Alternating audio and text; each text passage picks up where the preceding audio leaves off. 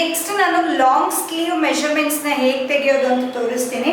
First ನೀವು ಈ ರೀತಿ ಎಲ್ಲಿ ಎಂಡ್ ಆಗುತ್ತೆ ಇಲ್ಲಿ ನಮ್ಮ ಶೋಲ್ಡರ್ ಪಾಯಿಂಟ್, ಸೊ ಅಲ್ಲಿಂದ ನಾವು ಮೆಷರಿಂಗ್ ಟೇಪ್ನ ಇಡಬೇಕು.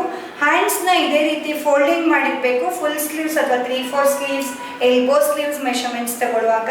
ಸೊ ಅದಾದಮೇಲೆ ಈ ರೀತಿ ಹೀಗೆ ಟೇಪ್ನ ಇಟ್ಟು ಈ ರೀತಿ ಡೌನ್ ಪಾರ್ಟಿಂದ ನಾವು ಹೀಗೆ ಫುಲ್ ಸ್ಲೀವ್ ಮೆಷರ್ಮೆಂಟ್ಸ್ನ ತಗೋಬೇಕು. ಇದು ಆಲ್ಮೋಸ್ಟ್ 25 ಇದೆ ಸ್ಲೀವ್ ಲೆಂತ್.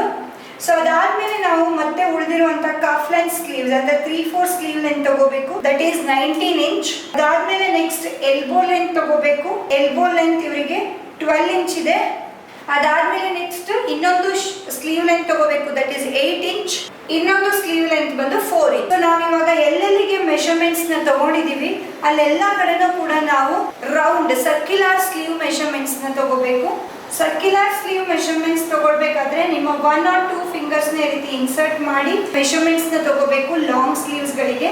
ಸೊ ಇಲ್ಲಿ ಬಂದು 11.5 ಇಂಚಸ್ ಇದೆ 4 ಇಂಚ್ ಲೆಂತ್ ಗೆ ಸ್ಲೀವ್ ರೌಂಡ್. ಅದಾದ್ಮೇಲೆ ಎಲ್ಬೋ ಸ್ಲೀವ್ ರೌಂಡ್ ಗೆ 11 ಇಂಚ್ ಇದೆ.